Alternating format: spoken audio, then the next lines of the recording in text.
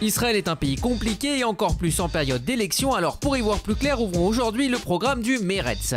Selon le propre slogan du parti, Meretz c'est la gauche, l'extrême gauche diront certains, un parti issu de l'idéal socialiste des kibboutz devenu encore, selon certains, le parti des bobos. Et à sa tête, on retrouve Zehava Galon, 59 ans et militante pour les droits civiques.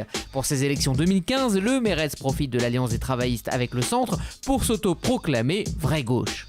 D'où un programme axé sur les thèmes chers à son électorat, comme la lutte pour les droits civiques des minorités, l'égalité homme-femme dans la société et au travail, le mariage pour tous et la lutte contre la politique économique libérale des années Bibi. C'est pourquoi le Meretz prône un retour à l'état-providence, celui qui protège les plus faibles et donne des crédits à l'école, ils appellent ça la social-démocratie.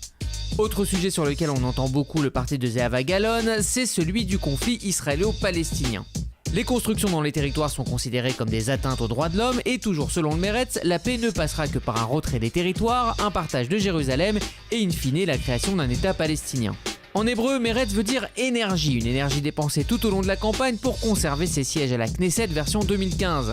Ce qui est loin d'être une évidence quand on sait qu'en dessous de 4 sièges, le parti restera à la porte de l'Assemblée. Les difficultés du Meretz ces dernières années nous prouvent que la majorité des Israéliens sont plutôt de droite et que surtout le pays ne se résume pas à Tel Aviv.